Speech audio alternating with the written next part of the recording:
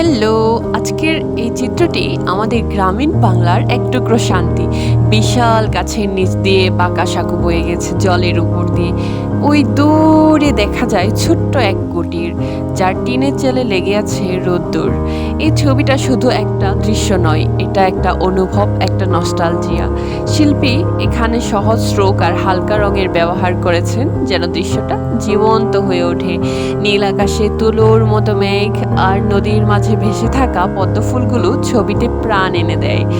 গাছের পাতাগুলোর মধ্য দিয়ে আলো ছায়ার খেলা চোখে পড়ে।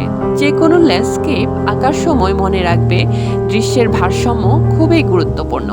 গাছ, সাঁকো আর কুটির, এই তিনটি উপাদান এখানে এমনভাবে বসানো হয়েছে যেন দর্শকের চোখ ঘুরে ফিরে পুরো দৃশ্যটা উপভোগ করতে পারে।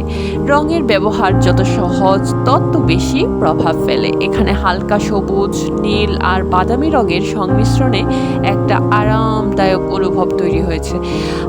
আপনারাও চিত্র আঁকার সময় রঙের হারমোনি মেনটেন করার চেষ্টা করুন। এই চিত্রটা আমাদের নিয়ে যায় ছোট্টবেলার সেই দিনগুলোতে, যেখানে নদীর ধারে বিকেল কাটতো, পাখির ডাক ভেসে আসতো দূর গ্রাম থেকে। ছবির প্রতিটি রেখা যেন বলে গ্রাম বাংলা এখনো বেঁচে আছে হৃদয়ে। পার্সপেক্টিভ বা দূরত্ব বোঝানোর কৌশল খুবই গুরুত্বপূর্ণ। এখানে সাঁকোটা সামনের দিকে বড় এবং পেছনের দিকে ছোট হয়ে গেছে, এটা ডেপথ তৈরি করে। এই ছোট্ট কৌশল চিত্রকে বাস্তবের কাছাকাছি নিয়ে যায়। শিল্প সবসময় নিখুঁত হতে হবে না, তাতে যেন থাকে একটা গল্প, একটা অনুভব।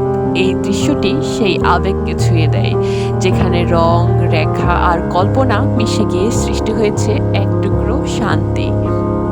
আসলে চিত্রকলায় নিয়ম থাকলেও সৃজনশীলতা তার গণ্ডির বাইরে। বারবার চেষ্টা করুন, ভুল করুন, শিখুন, এইভাবেই গড়ে উঠবে আপনার নিজস্ব স্টাইল। ছবি আঁকার প্রতিটি মুহূর্ত উপভোগ করুন, কারণ এই যাত্রাটাই আসল শিল্প। আজকের মতো এখানেই বিদায়, দেখা হবে পরের ভিডিওতে। টিল দেন, আল্লাহ হাফেজ।